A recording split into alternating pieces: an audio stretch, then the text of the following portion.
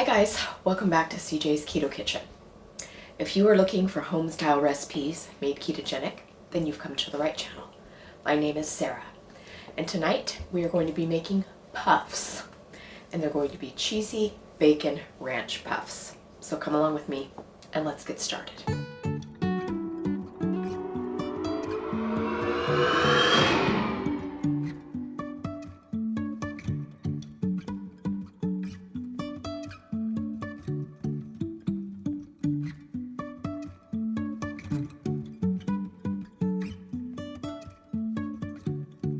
So this recipe was originally a Pillsbury recipe, and it was a dough created using yeast and everything such as that.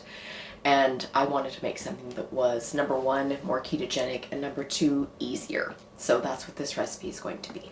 Let's go ahead and get started. So you are going to need to preheat your oven to 350 degrees.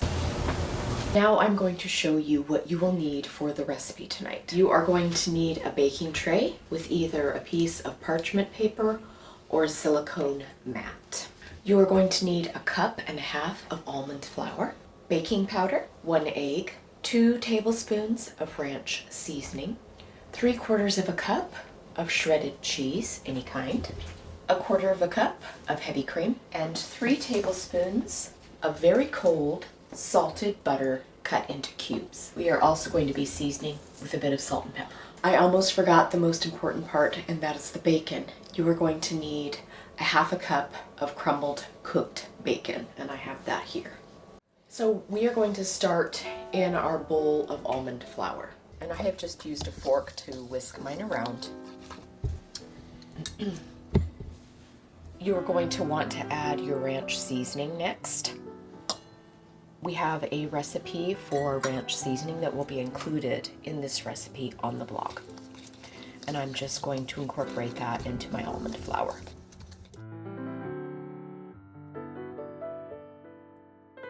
Now we're going to add our baking powder, which is going to act as our leavening for this recipe. And we want 1.5 teaspoons.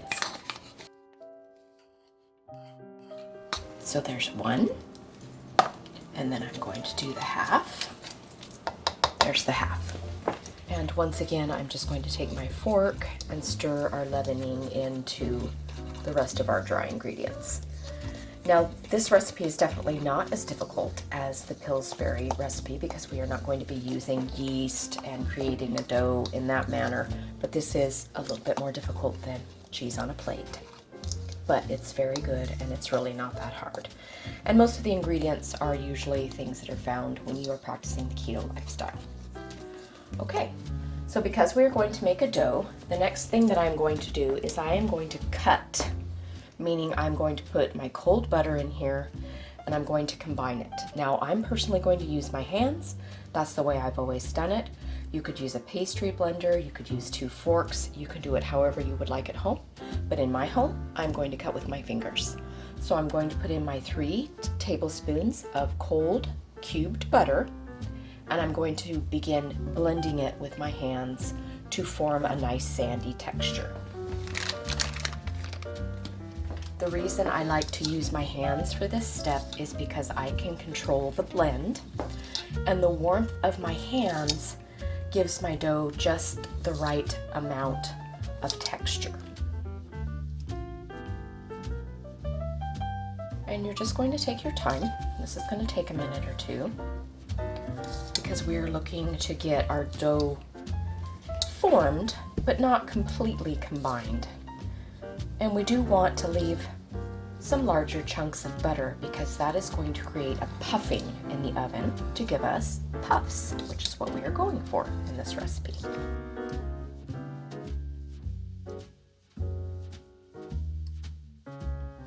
And this is extremely traditional in biscuit making, shortbread making, anything that is this type of crust.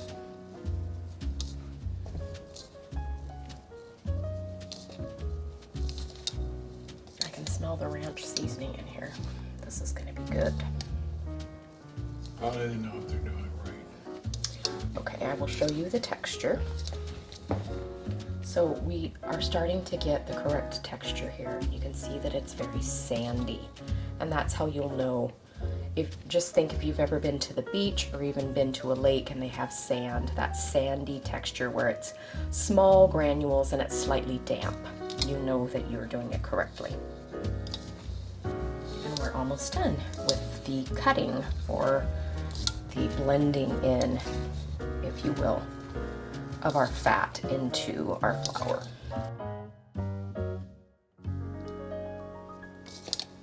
Okay, we are done with this part. Now the next thing that I am going to do is I am going to create a well in the bottom of my bowl, meaning I'm just going to push my cut butters and flours up the sides, so I have kind of an empty spot in the center.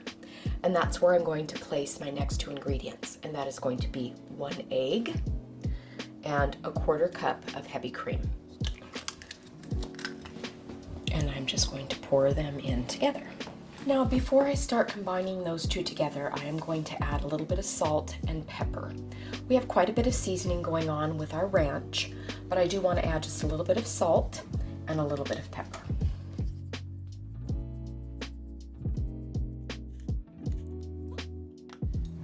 Now I'm going to take my fork again, and I'm just going to kind of whisk these two ingredients together before we start combining it into the flours. Now that that is whisked, I'm just going to start putting in our dry ingredients into that moisture. And we're just going to combine that just gently. We're not looking to fully work the dough. We're just getting it all moistened, not over mixing. Okay, and you can see that it's pulling away from the bowl, and that's great. That's what we're looking for. Okay, now I'm going to add my two final ingredients, and that is going to be the cheese and the bacon, and I'm just going to stir them in. So there's the cheese, and then we have our crumbled bacon, and I'm just going to put that in. Now, when you're putting in your bacon, you can see that mine is no longer hot, and I definitely would suggest that your bacon be fully cool, because you don't want to melt the butter in your biscuit dough prematurely. So I'm just going to combine this with my fork. Just getting everything worked into the dough so that it is as even as possible, so that we have bacon and cheese in each biscuit. Okay, and scraping the bottom just to make sure that you've got everything. So there's our dough. Now I'm going to begin forming these and placing them on our parchment-lined sheet. So really you could make these any size you wanted. I've done these as large as 6 biscuits, or you can make them smaller depending on how many people you're serving, or if you would like to have more than one puff for your meal. So I'm going to use a spoon, and I'm just going to start putting my puffs on the sheet. So I'm going to make mine about that size. But as I said before, you can go ahead and make your puffs any size that you would like. And you're not really handling the dough that much, because as I said before, we don't want our butter to melt prematurely before it goes into the oven, because it is the butter combined with our leavener and our flours that is going to provide that puffiness that we're looking for. The steam of the oven is going to create that reaction. So I have about 12 here, but I have a little bit of dough left, so I'm just going to add it a little bit to some of the smaller ones. So I'm going to put my puffs in for about 13 minutes. It could take as long as 20, depends on your oven, it depends on the humidity, there's lots of factors. I'm going to start at 13, and I will tell you how long it took me in total.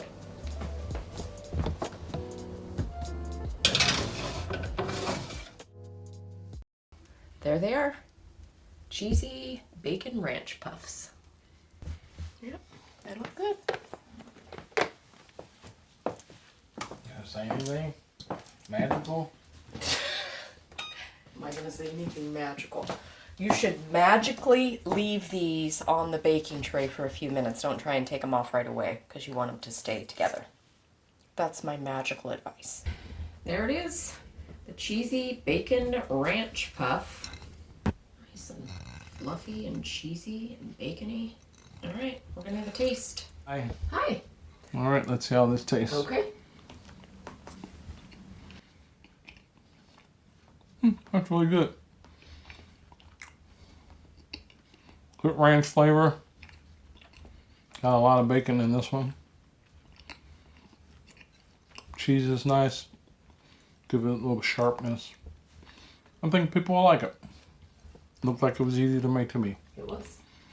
Thanks for making it. Bye. Bye.